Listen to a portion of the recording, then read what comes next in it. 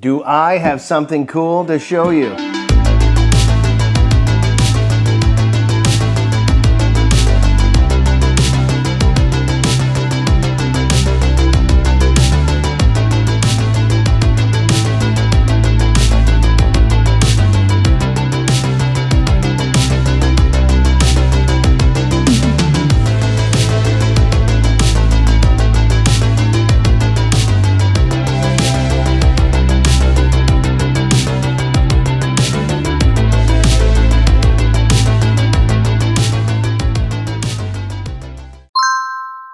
Oh, look at this. Woo-wee. Now, we have some goodies on this desk. Oh my goodness. Now, we've got a full suite of Haltech products. I had reached out to them a few months back to see if they wanted to work together. And they weren't looking for a sponsor at the time, but we were persuasive and they loved the car. So we were able to score a little bit of a discount on some of this stuff, or actually all this stuff. And we are going to show you guys how we install it. So in this video, we're going to go through the pieces of equipment, what we got, and where they're going in the car. And maybe we'll install a couple things, and we'll try to break out the harness for the car and the engine. And then we have to make a hole in that nice firewall for this loom to come through. So let's get into it. I'll show you what we got. Now, the first thing up is this beautiful 10-inch screen. Now this plastic, I've already had it off and had a look at it. Oh man, this is so nice. So I'll keep this on here for now. I don't want to scratch it, but very nice, very, very nice, simple, clean surface mount as well. So the plan is we're going to put this in the center of the dash on the part that comes up right above the air controls. So we're going to do that. That will give us all the information we need and allow us to customize this screen to anything we want. In the box, you get your CAN cable, USB cable, and a bunch of other stuff to kind of go through. There is a wiring harness as well that taps into the other stuff. It all plugs together with the CAN network. I don't know anything about CAN bus, but it allows you to add multiple devices along this stream of information while you can retain any of it into the ECM, the computer, the screen, everything. So really nice piece of kit, and I'm very excited to put it in the car. It's basically going to be the last thing we do because I don't want to damage it. Next up, we have the 15-button CAN keypad. This also plugs into the CAN network and also surface mounted. So we'll find a fun place. Now while it looks blank, we have a solution for that. We have an abundance of stickers and things you can stick on. Whatever you want to assign this button to do, it will do. So anything from headlights, wipers, windows, anything you want on here. Boost control, whatever. We're gonna play around with this. There's like the options are endless. Next we have the Rebel LS ECU itself. Beautiful piece of kit here. Don't mind the lights. I'm trying to light myself better. This offers a wideband O2 controller as well as Wi-Fi, 4 dedicated 25 amp outputs, and all your engine stuff goes in through here. Also on the CAN network, little indicators, stuff like that. We are not mounting this in the engine bay, unfortunately. I'd like to see all these things, but this has to be in a nice dry place. So we'll mount it inside, and we'll show you after where this is gonna go. And last but not least, we have the PD16. So this is your fuse panel. This replaces all your fuses with solid state relays where you can monitor amp draw, you can soft start items, you can program things to turn on when other things turn on, all controlled by the ECU. This is going to be huge, huge. Not that I have a lot of things to really power, but the expansion is huge. So this offers 16 dedicated circuits, which also includes 4 more 25 amp outputs. So you can have 5, 6 fans if you want to, whatever you want, basically. So we are running a giant fuel pump. We are going to be running some fans. We're running a remote water pump. All kinds of stuff like that is going to be run, no issue from this. This also comes with this giant wiring harness. Now, not that this is scary to some. It might be scary. I'm a little scared. But the breakout harnesses are amazing. The wiring diagrams are very straightforward. We do have pins that we can remove or add, whatever the case you want, but this harness is going to power the car itself. For the engine, we have another solution. In this bag, there was another bag that came with this, but I gave it to my friend James. In this bag, we have the LS engine wiring harness. It is terminated, so this is going to save us a ton of time. Basically, it's just plug and play. You plug it through, find out where they go, plug them in. This all goes into the ECU itself, and then you've got a nice grommet that goes through your firewall, which we're going to cut in this video, and we're going to feed this wiring inside the car. Now, it does move also, so we can shorten, lengthen wires. I've been told and seen that these wires are extremely long, so we have lots of wiring to go, and we have no issue with space. It is all very nicely loomed. It has, the connections are very nice, the plugs are brand new, everything's perfect. So as we got all brand new sensors, we got brand new everything. The engine didn't come with a thing. So basically, we've replaced a lot of the stuff on the engine, obviously, with new sensors right from GM. So this should bolt up no issue. This kit also comes with a dozen bags of stuff. We've got breakout harnesses and all kinds of stuff. So basically, this one wiring harness works for Gen 3, Gen 4, and any alternator you want. Basically any transmission you want. It has all kinds of breakout harnesses, so this main harness can change at any time that you like. Bag number 1, we have a wideband O2 from Bosch and an air temperature sensor, which will tell us everything we need to know about what's coming into the engine. Gen 3 NOx sensor adapter, 4-port CAN hub, because we have a lot of CAN devices. We have a breakout harness here for the LS. This is for cable throttle only. You've got your idle air control and your throttle position. This bag here contains the T56 wiring harness. This does the speed sensor, and I have chosen this 4-pin Delco plug. This is what kind of alternator we're running, but it includes 5 different breakout harnesses, which will accommodate any alternator. And in here we have our boost control solenoid, and we're gonna find a place for this, isolate it, and run some lines to it to the turbo. As you know, we're running big turbo. This is what's all come in the kit, and there is an endless combination of stuff that you could buy. Now, I know there's a lot of people who prefer Holley and prefer all, Fuel Tech and all those other places. We wanted to be a little different. We wanted to see what these guys have to offer. There was a great review at SEMA. They had a nice display there. I didn't go, but from what I saw from the videos, the stuff is top notch. So I'm glad they're working with us, and I want to thank Melissa, the one who reached out to us, and we're gonna get on installing this thing. So first, what we can do is put on some breakout harnesses. I had already tucked away some of these for the fuel injectors. Now this is an EV6 kit that doesn't come with the kit.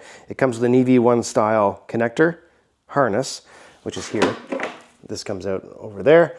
So that will be tucked down below when it goes into the firewall. So we've already installed that.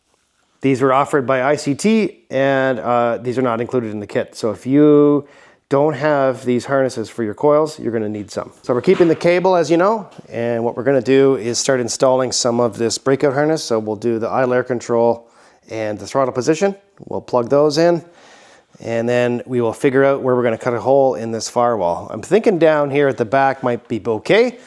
Somewhere down here, we'll have to come through the other side. Obviously I can't move the engine, but somewhere here maybe. Or another option is down here. This is where we used to have the old harness that had come through the firewall. So it ran along the bottom kind of and went up around the back. So that's still an option. I do have to install a clutch pedal, and I think it will be around this area, probably around the same height as this, somewhere in this area. And also the hood latch cables have to go through here. So I still have to drill a few more holes, but there is an option to cut this hole out and run the harness that way, especially if the harness is too long. Basically, we're going right inside, and we're gonna have a big ball of mess inside. So if we can utilize some of the length, maybe that would be best. In here we have a big hole and a completely gutted interior. As you remember, there's the CAN 4-port hub there, and we're gonna put the ECU up under the windshield and the PDM right over above the battery. So we're gonna put the battery back in as well. Not sure how we're going to do that yet because I want to make sure that I don't put some ugly bolts or something right through this nice firewall right here. The bolt heads before it used to come through, and there's about 5 bolts that go through over here. So I was thinking of putting a plate here or something that's nice, but I don't know how to make one or make a really nice one. So yeah, if you have some recommendations, I will definitely take them. And as you can see, these mounts are really nice. These are from a place called Circuit Works. They're in Australia also. A new friend of ours from Mirage Speed, also named Jason, sent us over this one. He had an extra one, and we've been talking online quite a bit, and then I ended up buying this one to kind of complement that. So we'll get plugging some stuff in. This is very exciting. I think the engine will go pretty quick because all the sensors are new. A lot of stuff's open already, and I don't foresee us having to take the engine out anymore. So I think we can go ahead and get started. We're going to get the hardware mounted, things like that, and we'll get the wiring started going around the block, and we'll kind of lay the harness out, and maybe we'll look at where everything kind of lays, and then we can move some stuff around. Oh, yeah.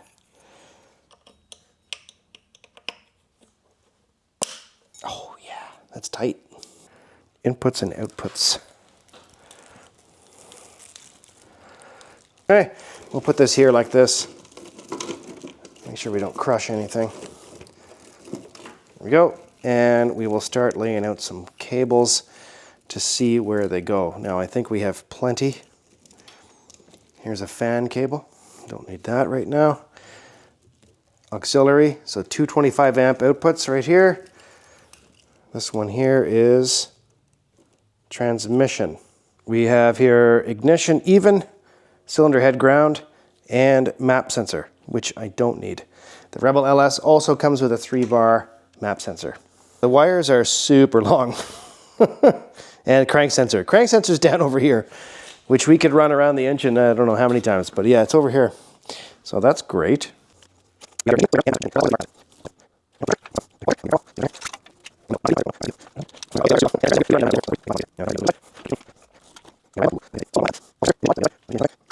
Looks great. Looks great.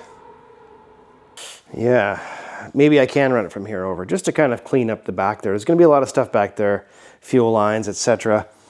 I want to make sure there's enough space for all that stuff too, but yeah, instead of cutting a hole there, I could probably run it through here, around underneath this brake booster and up and around. The only thing I have to worry about is that exhaust manifold is going to get real hot. What I'm going to do is take out the steering column. I'll take the pedals out, and we'll quickly see how those other pedals fit, and then we can get into that later, but then we can decide where we're going to run these wires, because it's kind of important that we determine this first before we start plugging things in.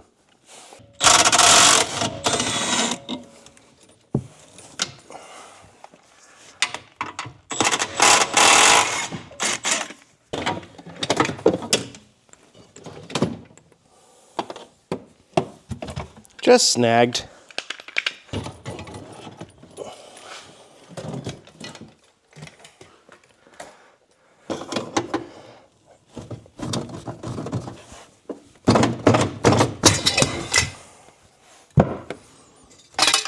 There we go.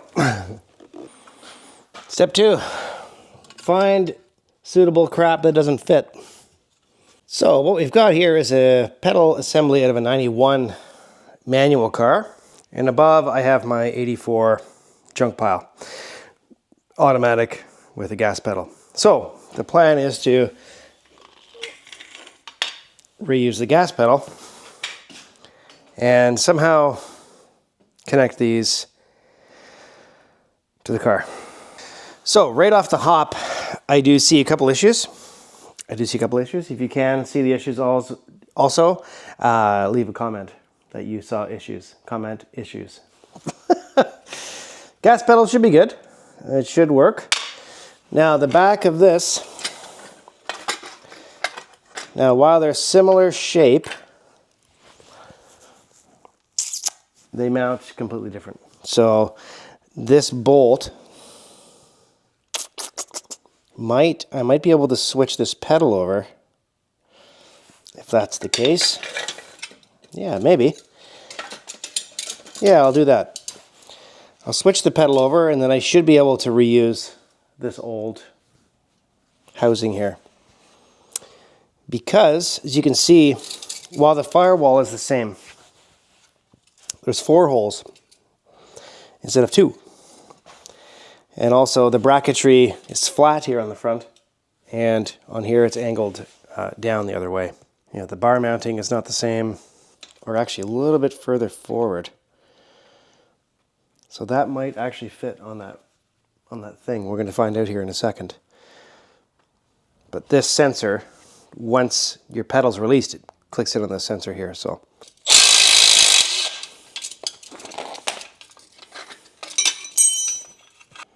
I don't want to lose that. Let's see, do they change it much? No. Perfect.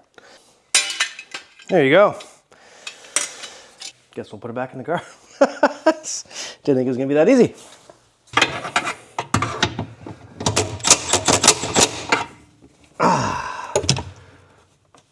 Here's your new pedal. Beautiful. Now we need to try to connect this bar, I guess that runs from the master cylinder, and it fits perfect. Unbelievable. A few things to take note of, but I will show you when we reassemble.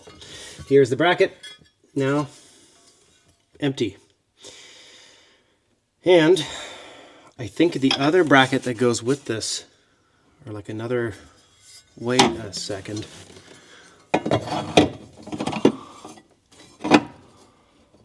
Wait a second. No, that doesn't fit.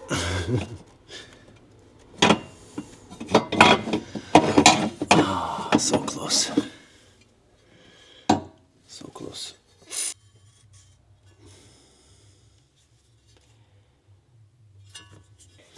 After persuasion with a hammer and a grinder, we now have this. So I've split it here from the side. I took this little triangle out. We're gonna have to weld this, is what it is. But it fits. So I cut all the way across the top. I'm gonna try to get into more detail, but this is the best I can do. Just do it on the fly. So cut it straight up. Take out the little triangle. You probably leave that there if you want to. And then this is kind of on an angle down. So it's more down. Flatten her up straight-ish. For the most part, this part has to kind of flare up a little. And then it goes right in above on top. If I can get this thing to fit proper, and we put the pedal in to make sure that it's obviously going to line up straight. Oh, it's a bit of a fandangle to get in here. I also added I also added soundproofing, so that doesn't also help with the clearance. But oh, yeah.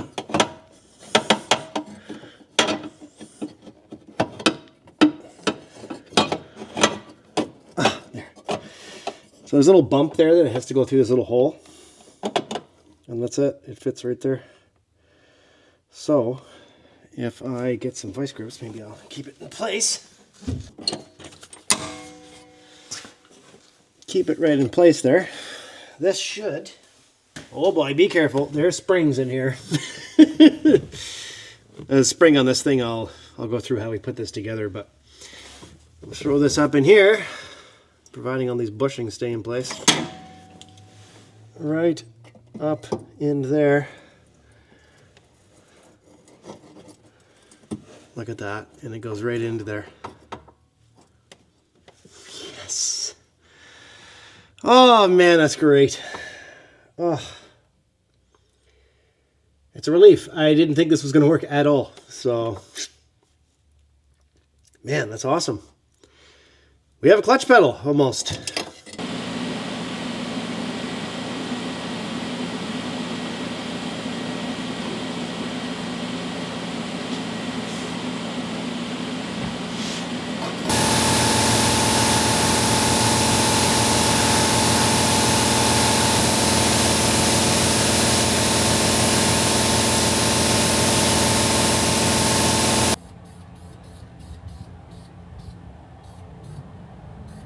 Well, our piece is done. Don't mind my really crappy welds, but I guess the metal's so thin that I just kind of burned through it a lot with that TIG welder. So I did turn it down a bit, but anyways, didn't quite work out. But it's solid. We have made some good progress with this piece. All right, our piece is done. So I stuck it in the sandblaster after, gave it a quick spritz of paint. Don't mind my booger welds. The grinder and paint makes me the welder I ain't.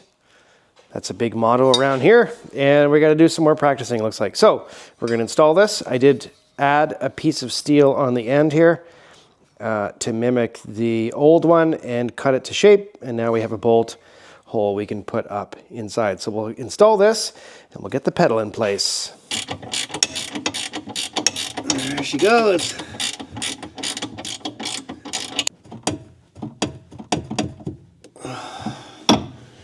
It's tight. So now we just got to wait for the master. And then that'll be that. We'll stick that on. And then we have petalage. Well, it's official. It is now manual. Emily asked me today, when does it become officially a manual? Well, now, I guess. Yeehaw! Time to kick some gears. Now it's very odd, it's so high, but whatever. It is what it is. Works just fine. Gas pedal will be up there. They seem like they're kind of a little oddly spaced, but I think it'll be fine. And that, folks, that's how you install pedals from a late model Corvette, 91 and up, into an 84. Now, 84, 85, 86, they might be the same, maybe right up to 87, I think has that same dash kind of aluminum mount. And I think that's where the problem lies, because it doesn't really match up all that well. So if you're okay with doing a little bit of fabrication, no problem. I'm not an expert by any means, and my welds look like garbage, but it's functional. It works just fine. The only thing I had to change was the clutch pedal, or actually the only thing I had to modify was clutch pedal. Again, this car was automatic, so it didn't have provision for that already. So if you look here, right here was a huge square for the wiring harness, and it came through and came around. So that was never a thing. And actually this box fits perfect. There's a little notch right here that runs all the way across, and that bolt hole will be right there and approximately up here. So we've got all this space down here to do something. And I'm thinking, I've decided I'm going to cut a hole there and run the wiring through. Now it's not ideal because we're going to have to move this grommet further down so we can run all of these over to the ECU, which is in the center. But to keep the wires tucked and also to kind of keep the back clean and, you know, clear of anything, I think that's really the only way we can do it. And if I put it back here, it's just going to be a clump of wires inside underneath, and I don't know. I think if there's some length, we should use it.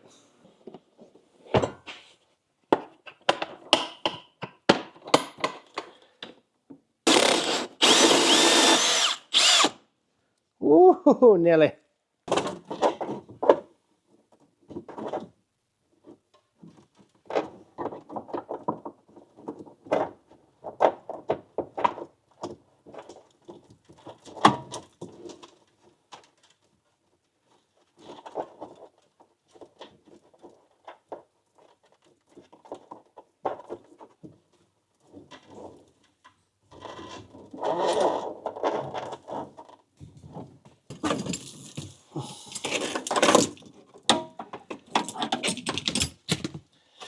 This is chaos. I like it. Okay, now I need to make it over to that ECU, but do I go up here and in, or do I go around the brake and back that way? Yeah, turned out pretty nice. Now I need to figure out something with this transmission wire. I don't really like the looks of that, and it's not any longer on the inside, so maybe I could depin it, pull it in, and then repin it and run the cable from inside to the transmission.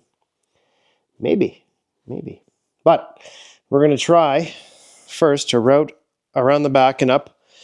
I'm going to have to make a shield over here. It tucks up pretty good underneath the booster, and I'm going to tuck it up around in there around the back, and maybe I'll make a shield, some kind of thing here for the wires, but looks like plenty of space, or at least plenty of wires for what I need. We will see, but I'll try and tuck them as best I can because I like to keep it pretty clean, but the loom's really nice, so I'm not too worried about seeing some of it. Just, you know, less is more.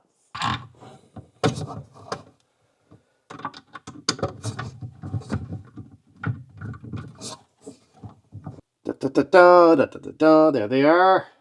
Looks nice. Looks very nice.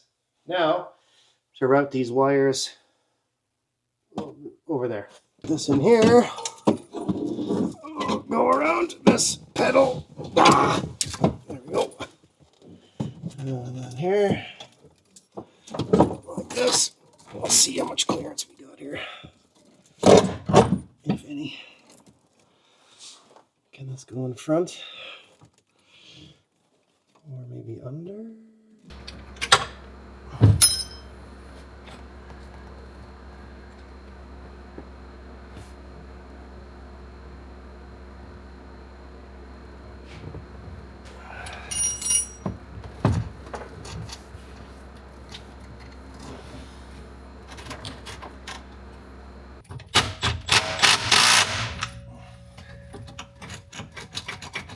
Perfect. Well, it's as perfect as it's going to be, but I think it'll be just fine. Ah, more things have arrived.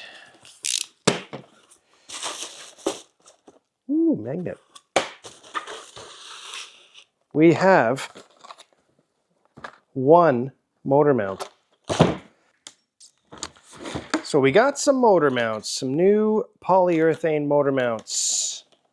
Now, we have noticed there is some movement on the engine that's kind of sus.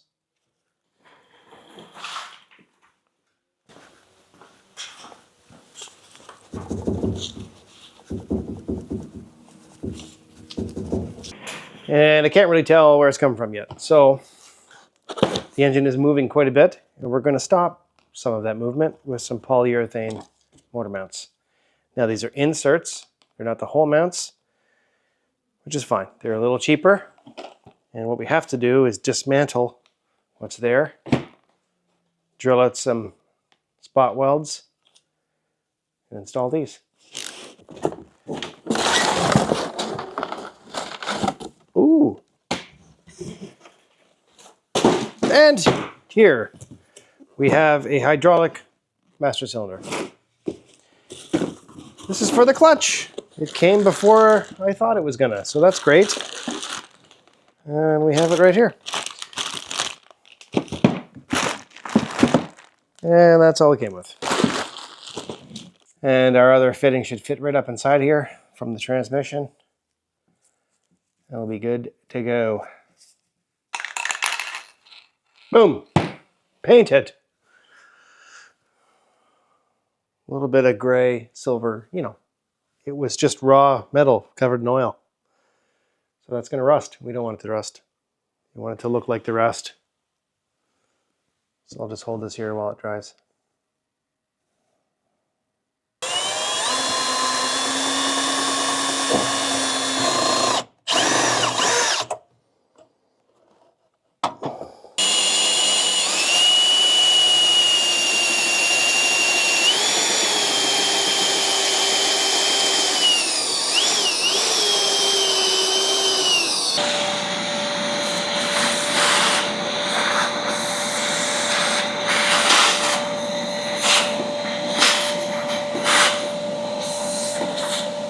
And there we go. It is connected. We have smooth petalage. It is all nice and neat. That's all works fine. See, solid. Now we can add the sensors and whatnot. The brake sensor has to go back. We've got some column sensors we've got to reinstall. And then we need to figure out the wiring harness for the steering column as well, so we can utilize the key for the steering column. So we can still turn it on and off like a regular car, which would be really nice. Which then brings us back to the engine bay. So the engine bay now has this wonderful spaghetti all over it. And what we're gonna do is connect all the sensors that we have and make some provisions for the ones that we don't.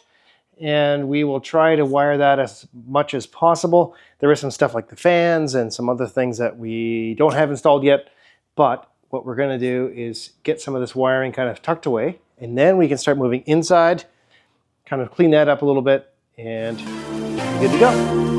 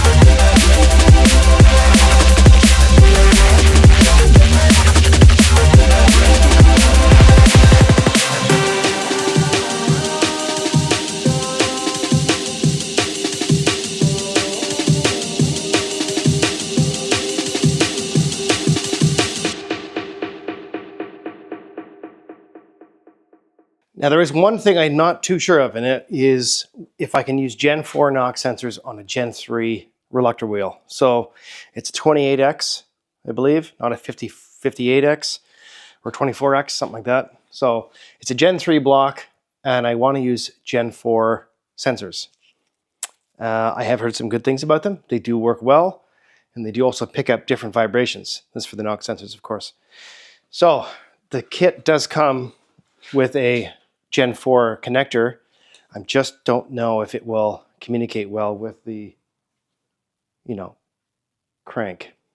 So I'll reach out to some forums on the Haltech site and we'll see. I haven't really found anything yet, but we're not gonna let that slow us down. We're gonna finish up the driver's side.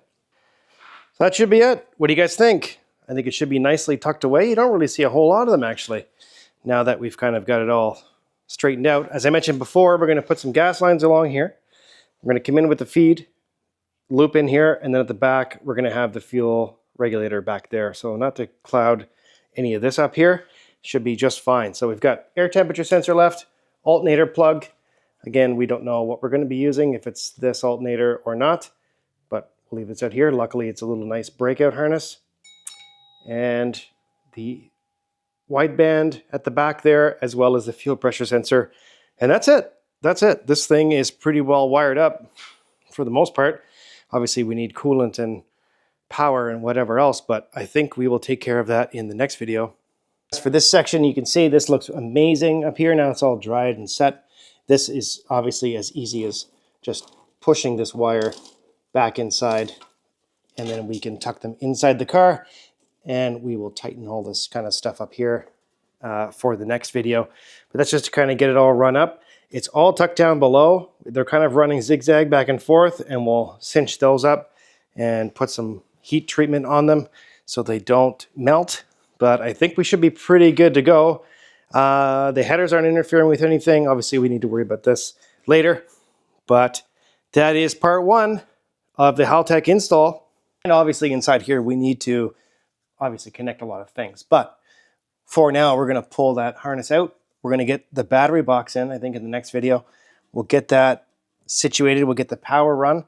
We'll reinstate the center console. The drive shaft is in as well, so we'll put that in and we should be good to go after that to start running some PDM wires, which is we're going to put windows in it this year. So that'll be coming up very soon. We'll put that in. We'll make sure that this controls all of that. We're going to start putting some of the dash together because we want to put in the keypad and also make sure that we situate it where it's supposed to be. And I do have a spicy surprise for this dashboard coming up. So thanks so much for watching. It's been hell of a time getting to this point, and it's going very smoothly. So pinch me or knock on wood, something. But it's coming right along. That's part 1. We'll see you on part 2. Take care. Links in the description for the sponsors of this channel and the sponsors of the great products that we're using. Please feel free to pick up your own from there. Take care.